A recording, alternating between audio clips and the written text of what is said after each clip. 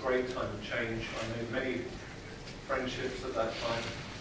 I have a number of friends in the audience from that time. I'm pleased you're here. Peter, thank you for inviting me. It's a great honour, and thank you. As you can see, the subject for me tonight is the relevance of classical liberal political economy in today's world. And Peter, if I can call upon you to move the slides forward for me, or that will happen automatically from someone else. Oh, I have it here. Excellent. This one. Great. Marvellous. Okay, so the challenge for me in the next 50 minutes or hour or so, the challenge is to go through 4 key areas. 1, to talk about this economic crisis, to not only talk about the challenge of this crisis, but to talk about the opportunities that might come. I then want to touch on the parlous state of modern economics. I'm sure that there are quite a few people in this audience, a range of backgrounds. I'm sure I've got some financial analysts here, economists, historians, sociologists, philosophers. I'm sure that many of the economists are going to be quite upset with what I have to say. So that's all part of the fun of the scene. I'm then going to go on to talk about state failure. And I'm going to specifically talk about state failure in the areas of banking, money, and this deeply corporatist economy. And then I'm going to wrap up with a conclusion and examine some of the ways forward. So, the challenge and opportunity of the economic crisis. Here's a truism known by many historians in the audience. He who controls the past controls the future.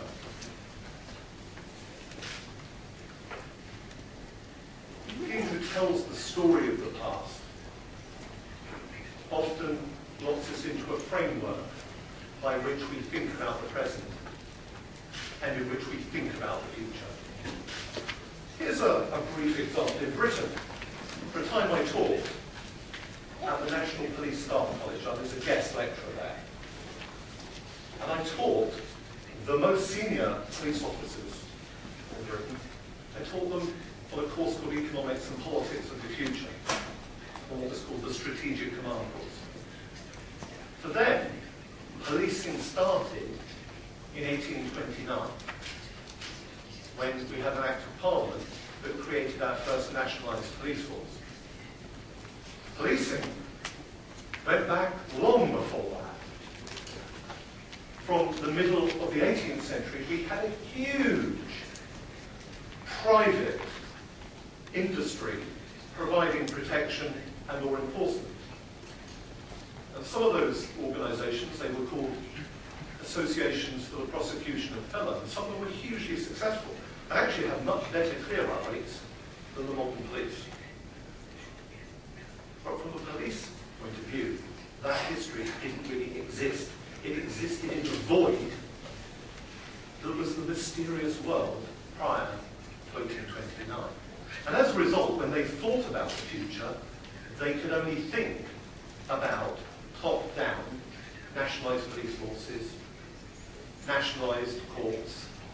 When I explained to them that they were already policing in a country where for each one of them, there were nearly 3 private security guards, they were amazed because they had mentally blocked out a lot of history that meant that current events and future possibilities, where politicians might want to go in the future,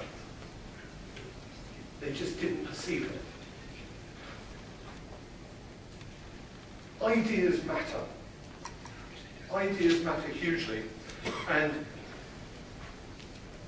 being interested in sociology, economics, history, I well remember when I was in Slovakia thinking how different things might have been if, for example, at the First Internationale, the Socialist or the Communist Internationale in 1872, if the historic battle between Karl Marx and Bakunin had worked out differently, and if Bakunin had won and Karl Marx had lost. Because Bakunin then prophesied that Marxian socialism would lead to what he called brutality and slavery. And if you read the work of Bakunin, although he's a socialist, and I'm a great fan, at least he was not an orthodox Marxist socialist. And he predicted, in September 1872, Stalin's Russia and the tyranny of communism decades later. Marxism as a school of ideas spread. And as many of us in this room know, came to engulf a third of humanity. So ideas matter. And crucially, who tells the story of the present and the past has a huge impact on the future. In the popular literature, according to most economists, the Wall Street crash was a crisis of capitalism. It was about market failure. It was a story about greed and banks going wrong. Very few economists or very few journalists understand that the idea of having a Federal Reserve Bank was first thought of on Jekyll Island, just off Georgia in America, in 1913. And very few people understand the impact that creating the Fed had, that the impact that all kinds of interventions in banking and markets had in the 1920s. No, the conversation doesn't go there. 1929 was a massive collapse. The engine of that collapse was the market and market failure. And Roosevelt is deemed to be a hero because of all kinds of interventions, regulatory measures, and statism that followed. And of course, all that state interventionism, that led into the rise of nationalism, protectionism, and the rest, as they say, is history. Today, because of the recent financial crisis, we are at another pivotal moment. We're at a kind of 1929 moment. And how people interpret this crisis, what they learn from it and how they think about it, the story that will be told, that will become the popular narrative, that story will have a huge impact on the decades ahead. So for me, it is important that we have a correct diagnosis on what has happened. And what that means is that we have to understand the roots of this economic crisis. We have to get opinion formers, journalists, academics, policymakers to understand that this crisis is not the result of market failure. That's a perspective, but not the result of market failure. But as I believe, the result of massive state failure.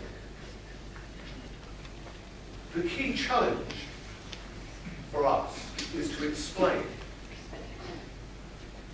that much, or the entire, institutional architecture that underpins our so-called modern capitalism, our free market economy, is itself riven with a range of often unseen state interventions, and all too often these go unquestioned.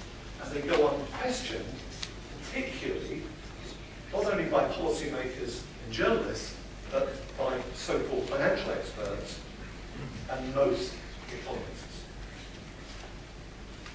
So that's a key challenge, accurate diagnosis. The opportunity is to explain that this crisis is the consequence of state intervention, and that we should be examining the nature of state failure. That this crisis is not the result of simplistic greedy bankers, immoral privateers, or market failure. Indeed, the key opportunity for us is to change the terms of the economic debate, and in doing so, to capture the moral and the intellectual high ground for what I regard as the principles of life, liberty, and property. Those principles shared by a range of people, be you a classical liberal, a free market conservative, a libertarian, or whatever. Here is a wonderful little graphic. Here's the political spectrum. It takes us away from the simplistic world of day-to-day politics where there are people on the left or people on the right, and it fills that out. And it recognises that people think in terms of economics, that's one dimension, but also think in terms of personal issues, or the so-called social spectrum. And of course, if you look at the world from that point of view, well, it's slightly more complex. You can have big government state socialists. We've all met them, or we love them. You can have left liberals. You can have various types of conservative. You can have quite statist and interventionist conservatives. You can have radical and free market conservatives. You can have libertarians or classical liberals, people who are laissez-faire in their economics, free market in their economics, and liberal. But then there are people in the centre. I've made the audacious assumption that, dear friends, you will tend to be either from the free market or conservative part of the centre, or from that conservative quartile or indeed libertarian quartile. And on that basis, let's have some fun. The parlour state of modern economics. Well, I recently interviewed a student who came, he was actually a graduate, someone who just left university, and this person was looking for a job in a London think tank. And the student told me very boldly that they just graduated in the history of economics. I said, that's fantastic. And one of my questions was, could you just briefly contrast for me your, thank you very much, Peter, your view of monetarist economics with the Austrian School of Economics? And for those of you not in the know, the Austrian School of Economics does not mean I'm not discussing the economy of Austria, as some recently assumed. I'm talking about a particular school of economics. The graduate in the history of economics had never heard of the Austrian School of Economics, which means they've done the history of economics, and for example, they had clearly not understood remotely a number of Nobel Prize winners in economics. More importantly, it meant that this person was unaware of what was probably the most important economic debate in the last 100 years. The socialist calculation debate, as it took place in the 1920s and went on into the 1930s. And on one side was Oscar Lange, on the other there was this gentleman here, Ludwig von Mises, who went on to be the teacher of Friedrich Hayek. The socialist calculation debate was important because Mises quite rightly argued that if you have a socialist economy and it doesn't allow for a free market, if it doesn't allow for pricing signals, for people to make subjective valuations and to articulate those valuations through the language of price, then that society will not have a means of dealing with the information of millions of economic agents. And more importantly, that society will have no rational means at its disposal of actually allocating with any semblance of rationality, efficiency, or economy, resources.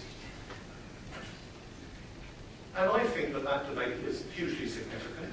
It's significant not least because Mises completely accurately described what was going to happen in the Soviet Union and how it would all end.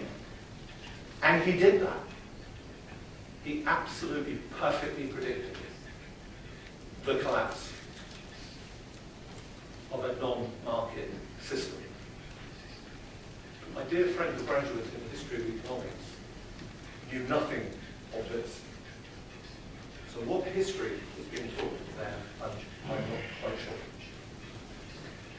Now, as many of you will know, apart from Marxian economics, which I don't regard as economics at all, but a bad joke, there are effectively three schools of economics. There are the Keynesians, the monetarist, and the Austrians. And as you might have detected, I tend towards the Austrian tradition, as I'm sure quite a number of you do as well. Now we get a bit controversial, because for me, good economics is not about mathematics. Last summer I had a rather disturbing experience. I spoke at the University of Bucharest, and very foolishly, the Faculty of Economics gave me their staff students, about 80 of them, 3 hours. Don't worry, there was a coffee break. And I got my watch, so don't worry. And I did my talk for an hour, and then we had some questions, and we had a coffee break, and then we did some role-playing. And I started off by saying I didn't think economics is about mathematics, and they weren't sure of that. And 3 hours later, I found myself in a horrific situation where I had a group of second-year students who came up to me at the end, and they said, "Tim, we completely agree with what you said. We realise what we haven't been taught. We now realise that everything we've been taught in the first 2 years of this course is a waste of time, and we no longer want to do our degree." I haven't been invited back to Bucharest to the economics faculty since, but that's not the effect I want to have on you. My primary objective in this talk is not for you to leave this room agreeing with me or disagreeing. My primary objective is for you to find this challenging, to go away and stimulate debate, and for you to primarily find it entertaining. I want the word fun. So I don't believe that good economics is about mathematics. In fact, I believe that that mathematics is a parallel universe. I see people already looking now confused.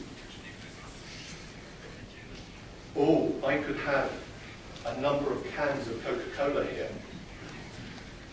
I could have several cans of different colas. And I'm sure that an economist could look at the population, look at the number of different brands, and they could produce a pretty graph and say, there's optimal competition. And of course we can mathematically model perfect competition. We've got all kinds of ideas of perfect information. And it makes for pretty mathematics. But the philosophers in the room will know that when someone awkward like me comes along and says, "That's great, here are the 7 different brands," but you know what? I like Coca-Cola Light. I don't like Panda Cola or Pepsi Cola or all the others. I like this one. And I like the monopoly flavour. I repeat, the monopoly flavour of this, the Coca-Cola-ness of this Diet Coke. Well, it's very difficult to mathematically profile that.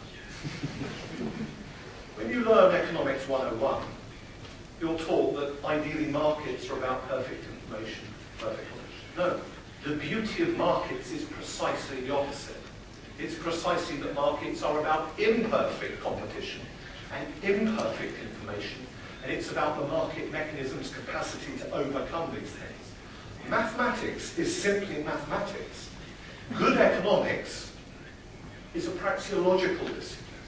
It's a discipline rooted in human action and the reality of free will. And these things are not transferable to the whiteboard and mathematics. By the way, that will partly explain why it was only Austrian theorists who actually predicted the recent economic crisis, and that for those who operate in the mathematical world, the whole thing was an amazing shock.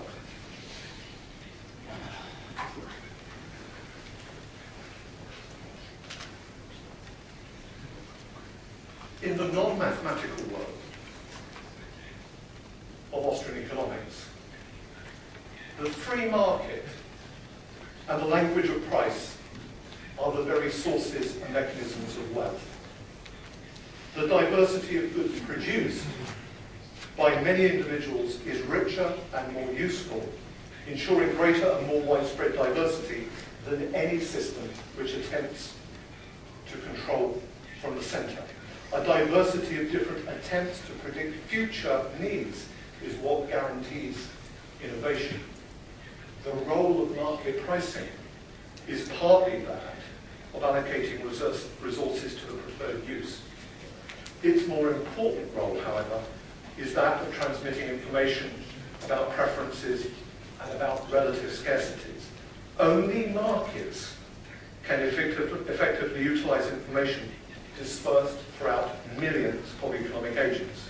Profit is a signal which demonstrates that the entrepreneur is doing the right thing for people he or she cannot possibly know. Price is therefore the language of the complex or extended order of modern societies. And the knowledge, this is the epistemological question, the knowledge utilized in this extended order is greater than that which any single agent as a government department can possibly acquire. And going on from there, as Friedrich Hayek, the Nobel Prize winner, said, the market is a procedure which has greatly improved the chances of all to have their wants satisfied. It is the only procedure yet discovered in which information widely dispersed among millions of men can be effectively utilized for the benefit of all, and used by assuring to all an individual liberty on ethical grounds.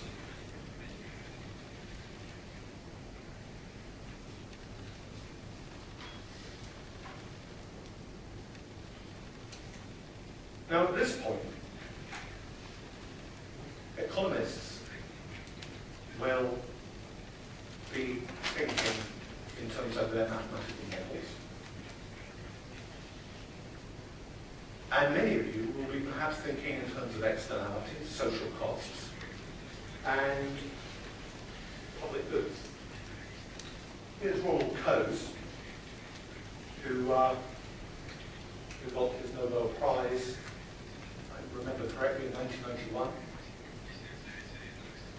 And he's a fascinating character because he's heavily influenced by the Austrian tradition.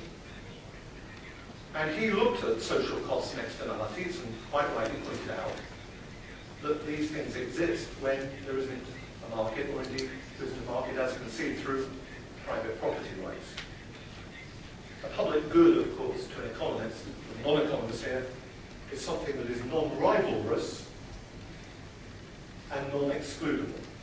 And classically, if we were in the average economics class in America or Britain or Western Europe 40 years ago, the classic example then was always a lighthouse or indeed street lighting. That somehow street lighting, it's non-rivalrous. You have one street, you have a light. You can't have competing lights on a public highway, and non-rivalrous. And Coase looked at this and thought, well, I wonder what the actual history of lighthouses are. Because, of course, economists said, because these things are non-rivalrous and non-excludable, this is a great example of market failure, and therefore this is something that government has to provide. Coase, being the genius that he is, went back and actually looked at the history of lighthouses. And he discovered that early lighthouses, of course, came about in the 14th century, and that most of them were privately produced. They were built by ship owners who didn't find it to their advantage to be continually losing their tonnage of shipping. People came together in voluntary action and they built these things to defend their markets. If I go back prior to the 1850s in Britain, and this is a history that is now largely forgotten, although one of the great experts on this is Dr. Stephen Davies, who now works at the Institute of Economic Affairs. The history of roads in Britain is that prior to the 1850s, most roads in Britain were privately owned. But they weren't owned or they weren't run on a for-profit basis. Often they belonged to people in communities through what was called turnpike trusts, not-for-profit mutuals. Sometimes to maintain those roads there were tolls, but other times, often the road was effectively free because people were actually, they had shops or businesses on those roads. They weren't looking to get an income from the roads, but they were looking to get people to trade or to their shops or their businesses.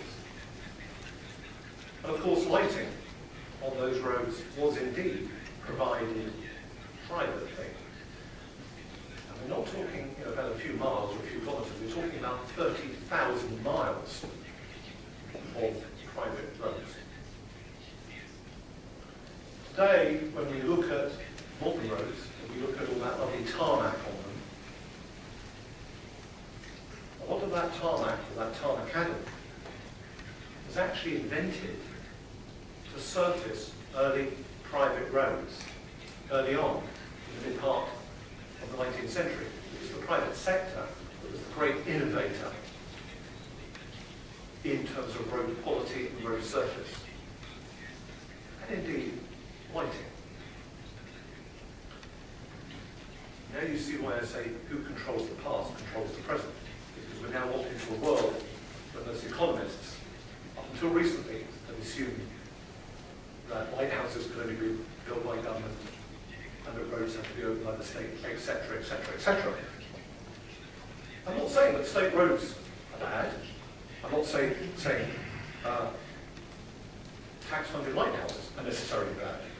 What I am saying is it is not helpful to have an economics profession that are locked into a relatively narrow and historically uninformed narrative. I remember when I was younger, I was giving a lecture to a group of students, and we were debating what was then quite radical in Britain, the idea of the privatisation of telephones. I was a very clever student, and the student had what was then an old, traditional, heavy telephone. There it was. And the student said to me, "So Tim, you believe in privatising telephones?" And I said, "Yes, I do." And they said, "Well, I don't understand you. So we're going to have one telephone. And what are you going to have? You're going to have 3 cables coming out of it connecting to different companies. And that somehow, when you make a call, you can press a button for company A, another button for company B. How's it going to work?" And of course, in front of the class, it looked very funny at the time. And initially, I looked rather silly, because I didn't know the answer. Yes, I believed in private telephones, but I had no idea what they would look like. And that was my rather unsatisfactory answer. I said to the students, if you liberalise the phone market, if you privatise, the market will discover things that we cannot imagine, which is why today we have iPhones and all these wonderful gizmos. But at the time that was a rather unsatisfactory answer because the student wanted certainty.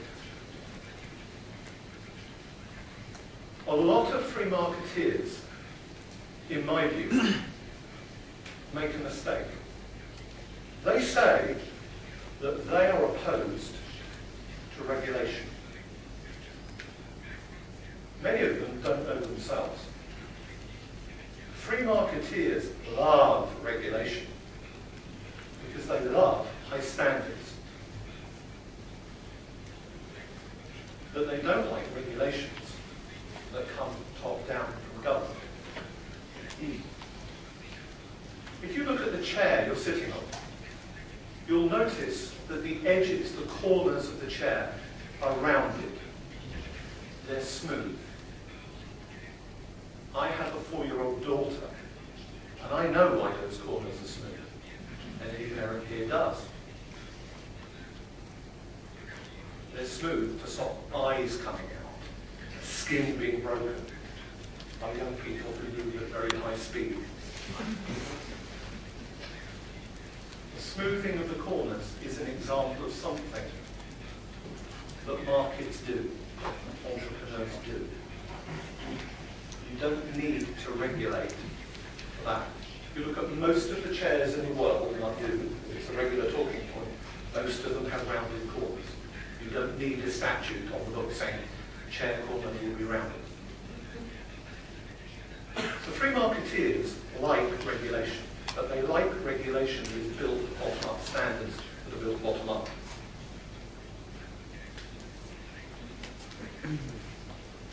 Economists often talk, as I said earlier, about perfect information. I said, I think one of the glories of markets is their imperfection. Just why I don't think you can mathematically model perfection. I think perfection is a deeply human notion, and it's deeply subjective to individuals. But markets, at best, produce their standards, and they overcome information problems by building brands.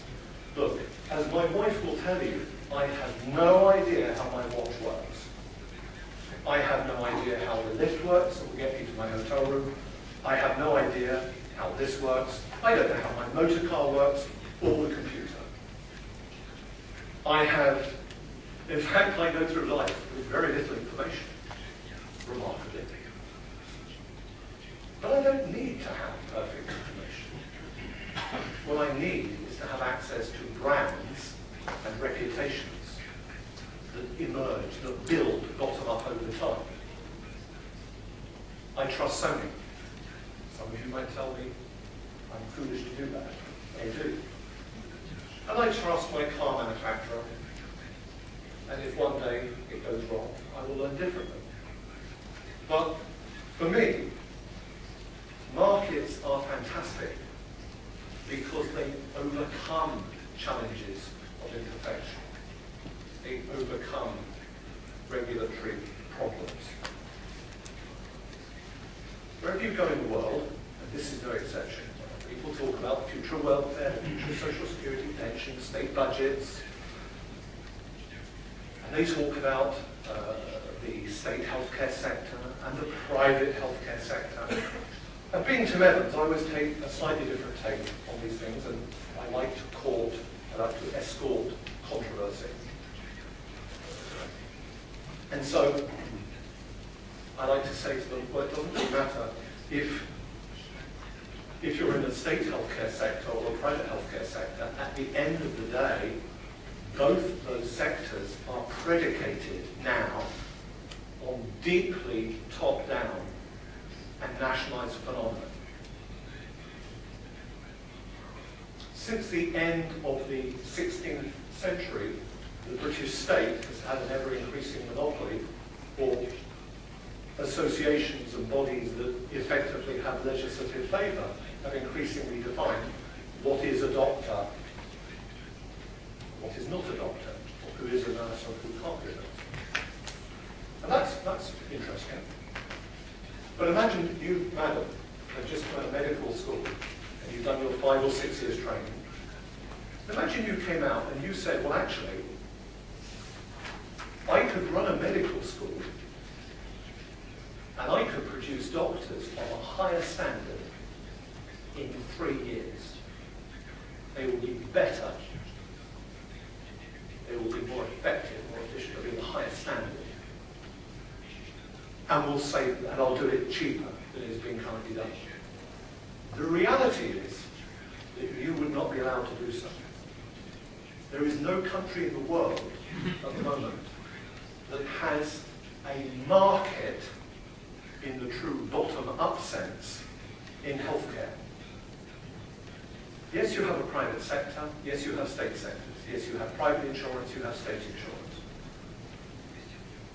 But imagine that we operated, or had operated, motor cars in this way over the last 100, etc. years. Imagine if I had a blueprint, and I said, to build a motor car, you can build whatever you want, but it's got to have 3 wheels, 4 doors, etc. If I gave you the blueprint, well, you would say, well, that actually, you've nationalized the blueprint.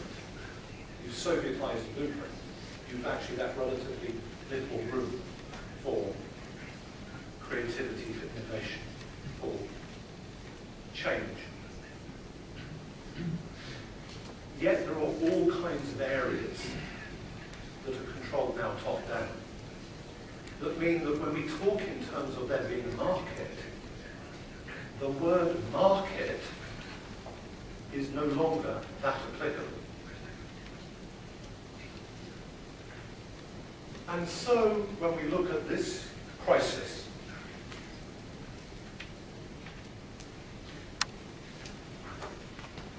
I don't quite know what people mean by market. One of my favourite people, because he's so challenging, from that point of view, ladies and gentlemen, he's such fun, is the son of that great economist, Milton Friedman. Milton Friedman was a great economist, one of the greatest. But his son, David Friedman, is extraordinary. David is a professor in far too many subjects to name, well, I suppose if you have a father who's a Nobel Prize level economist, and that's kind of who you grew up with at the breakfast table, that helps. But David Friedman's argument is that, ironically, if you're thinking in terms of markets and economics and what markets do, the more important something is, the less it should be privately regulated bottom up. And so he talks about the world of having a haircut through the hairdresser, the barber, as we would say in English,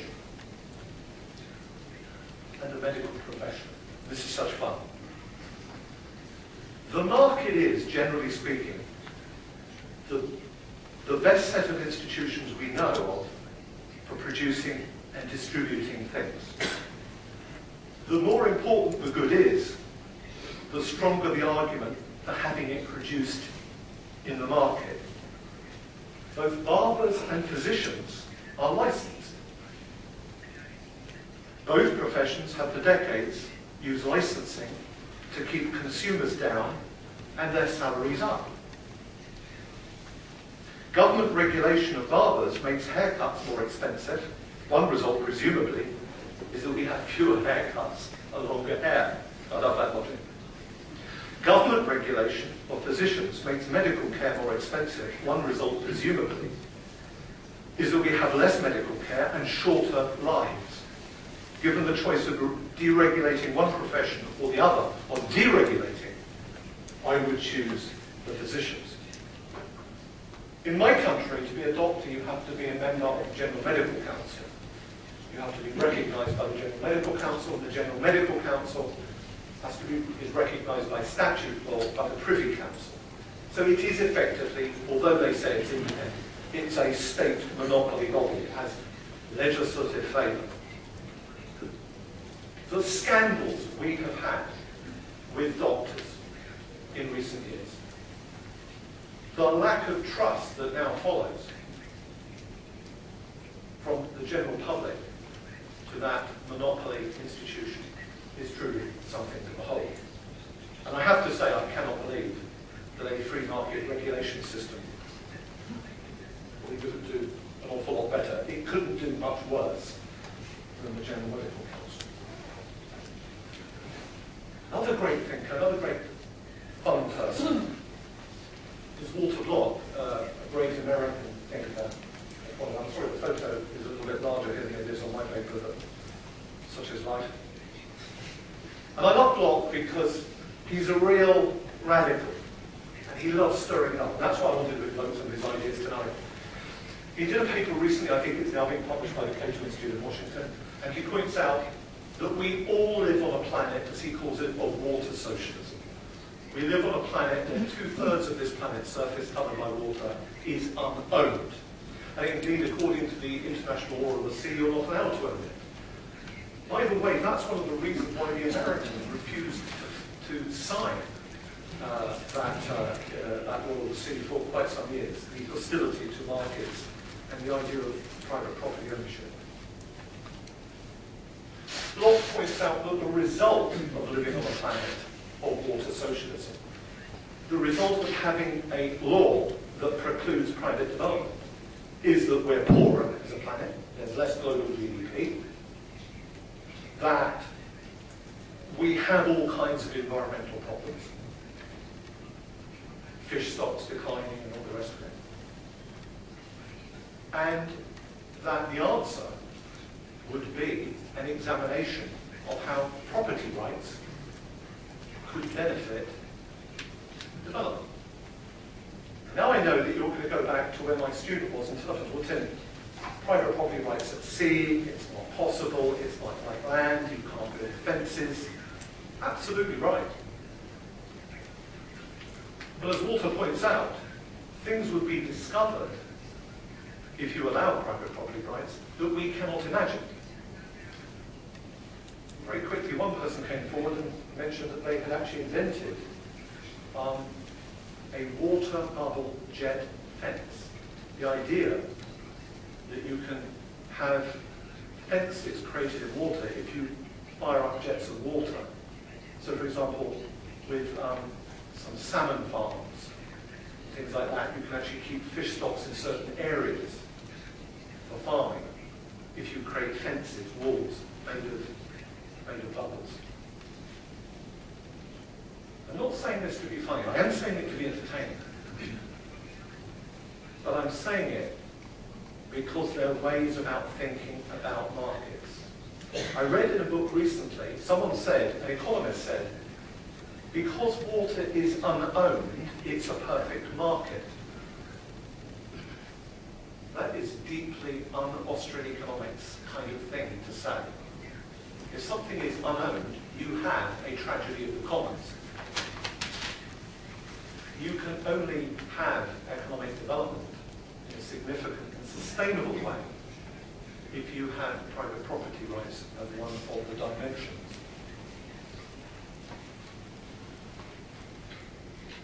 So now we come, with that backdrop, we come to the nub of the real subject. State failure, banking, money, and the problem of corporatism. In all our countries, we have endless and fun debates about economics. And in my country, there's a debate about the pound or the euro. You've now moved from the crown to the euro. And I know that when a BBC camera crew stand in front of the Bank of England, and there's a reporter there in a pinstripe suit talking about the Bank of England and the decision the bank has made that day, I know that most people out there, including my mum and dad, they think that that's capitalism. That's the market. It's a bank. And the truth is that most so-called thinkers and opinion formers and economists and people in financial institutions think this is capitalism. But let us be clear. The institutional infrastructure of this so-called free market system, be it Slovakia, the United States of America, Britain, wherever, be it the euro, the pound, the crown, or whatever, we are actually talking objectively about a system of nationalized central banks. Nationalized monopoly fiat currencies. In the heart of the Bank of England, we have a Soviet committee. I mean, we have the Monetary and Policy Committee. who centrally plan interest rates with their centralized mission of inflation targeting. And since the middle, and I'm talking in Britain now, since around 1844, in Britain, private banks have had the statutory privilege that no other private business has. Banks are able to create money, credit. When I put £1 in a British bank in my bank account at the beginning of this crisis, the figures reveal that very quickly the leveraging, the lending out on that pound was 44 to 1. Put £1 in, the bank was going to lend out 44 pounds. Today, I believe the figure is around 35.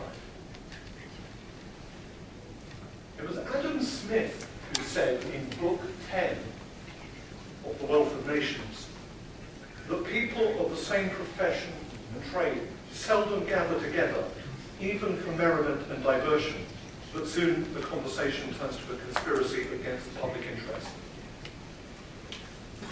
As soon as you get 2 or 3 builders together, they want more government regulation.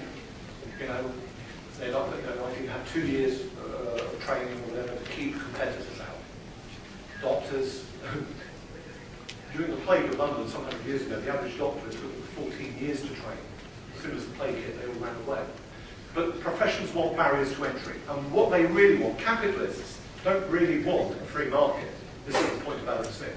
What they want is they want to get into bed with government. And they want to raise barriers of entry. And they want to save themselves through statute the effort that goes with competition.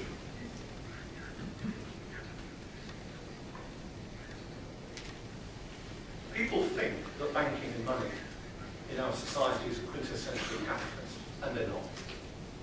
These systems are quintessentially in bed with government. They're regulated and they're controlled from the centre, and they suffer from massive state failure. In a British national public opinion poll, it was discovered recently, a year ago, 74% of people think that they are the legal owner of the money that they put in their bank account, as opposed to the bank owner. 66% of people don't know when asked what the proportion of their current account was used in various ways by their bank. And only 33% of the general public favoured the existing policy of government-backed deposits and the government being a lender of last resort.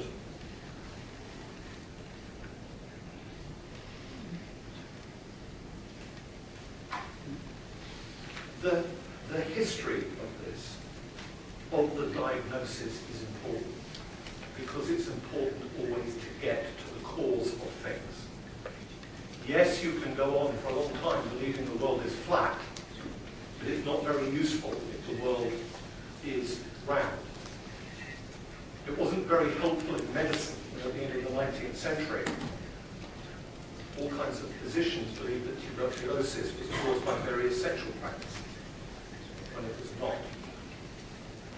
And so it is not very helpful when commentators simply talk about greedy bankers or Fannie Mae, Freddie Mac in the United States or whatever, or they think that this crisis is a crisis of the market, the free market, and capitalism. It is not helpful when people think that nationalised central banks, the euro, the pound, the crown, whatever, are the product of the market, the free market. We can all talk about government reform, cutting the budget, increasing VAT by 1%. We can talk about what do we do with healthcare, what do we do with welfare, what do we do with state pensions. But they're simply the add-ons, the symptoms of a crisis that has at its root what I believe is state failure. For me, the cancer at the heart of the system is the widespread nature of the state failure, and this crisis has not been about markets. It's about central banks, monopoly currencies, legislative favour, and top-down regulation.